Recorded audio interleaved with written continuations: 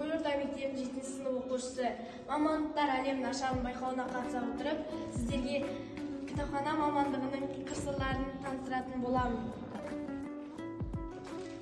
Мамандық таңдау әр адамның батыл істерінің бірі.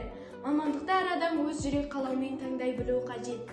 Себебі болашақта мықты маман болу үшін қателеспеу керек. Кітап адамзат мәдениетінің ең ұлы туындыларының бірі. Кез келген елдің мәдениетінің ең бастысы кітапхана. Кітапхана ғасырдан ғасырға адамзат тарихының керуенін сүріндірмей әкеле жатқан. Шырағы биік парасаттылық пен білімділіктің, байтақ пен біліктіліктің киелі ордасы. Қасиетті қазынамыздың көздің қарашығындай сақтап, насихаттап, ел игілігіне жаратып жүрген кітапханашылар ең қажетті, абыройлы мамандық иелері. Жастарды кітап оқу мәдениетіне тәрбиелеуге, олардың қызығушылығын арттыруға, талғамына, таңдауына, қажетті тақырыптарын тауып беруге, әдебиеттерді іріктеуге көмек көрсету, оқуға деген көзқарасын ояту кітапханашының тікелей міндеті. Қызығы мен қиындығы мол кітапханашы мамандығы туралы бірақ ауыз сөзбен жеткізу мүмкін емес. Жұрт көп біле бермейтін, көп елене бермейтін, бірақ түйім оқырманның кітап жайлы бағыт-бағдар алу үшін жан-тәнімен беріліп, қызмет атқарып жатқан кітапханашылардың еңбегі ұшан теңіз. Осы орайда кітапхана тынысымен танысу мақсатында мектебіміздің кітапханашысы Түгелова Жанна апайдан сұхбат аламыз.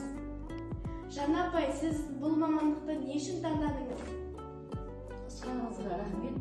Мен Түгелова Жанна Амантайқызы. Бұл кітапхананы таңдаған себебі ол білім ордасы. Себебі бала күнімде кітапты көп оқыдым. Сондықтан осы мамандыққа мені жетелеп келген осы кітапханашы мамандығы. Себебі бұнда үлкен білім ордасы деп білемін. Бұнда үлкен тарих бағынып жатыр. Жақсы, рахмет. Келесі сұрағым, кітапханаға жас буындардың көзқарасы қандай?